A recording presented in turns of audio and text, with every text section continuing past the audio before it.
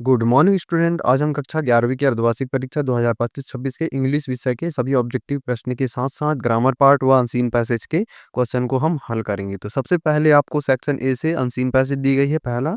तो अब्दुल कलाम जी के बारे में दिया गया है, तो इसका आंसर को हम टिक करेंगे। तो पहला प्रश्न है इसका, पहले प्रश्न का आंसर सीधा सीधा हम टिक करेंगे। तो पहले का बी हो जाएगा, दूसरे का आंसर भी आपका बी हो जाएगा, तीसरे प्रश्न का आंसर भी आपका बी हो जाएगा, चौथे का आंसर भी आपका बी हो जाएगा। नेक्स्ट प्रश्न में चलेंगे पांचवा, जिसमें पांचवें का आंसर भी आपका बी है।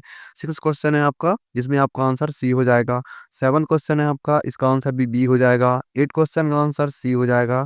नाइन क्वेश्चन का आंसर बी हो जाएगा और 10 क्वेश्चन अंतिम है जिसका आंसर बी हो जाएगा। इस प्रकार से यदि आप लोग टिक लगाए होंगे तो आपको पूरे में पूरे नंबर प्राप्त होंगे।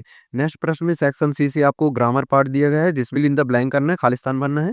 तो पहले प्रश्न में आपका जो फर्स्ट कॉलम है उसमें आपका ए आएगा और लास्ट वाले ब्लैंक में आपका द आ जाएगा। दूसरे वाले में आपका whose जाएगा।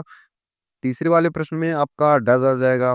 चौथे वाले प्रश्न में आपका फ्यू आ जाएगा।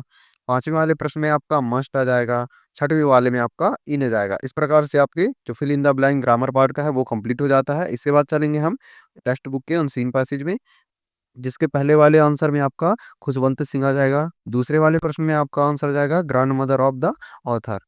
तीसरा प्रश्न में आपका आ जाएगा पोर्टेड, ये तीसरे का तीसरा हो जाएगा। इसके बाद चौथे प्रश्न में आपका पहला आ जाएगा आंसर 100 ईयर्स। पांचवें का आंसर हो जाएगा आपका ऑर्नामेंट्स।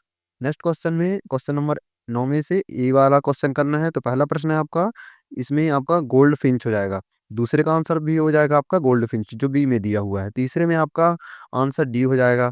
बी वाले पार्ट में चलेंगे, जिसमें आपका क्वेश्चन यहाँ दिया हुआ है पहला, तो इसका आंसर आपका द एड्रेसेस हो जाएगा। नेक्स्ट क्वेश्चन है आपका, दूसरे का सी हो जाएगा हर मदर। तीसरे का आंसर में हो जाएगा आपका वैल्यूएबल। चौथे में आंसर हो जाएगा आपका मेमोरीज।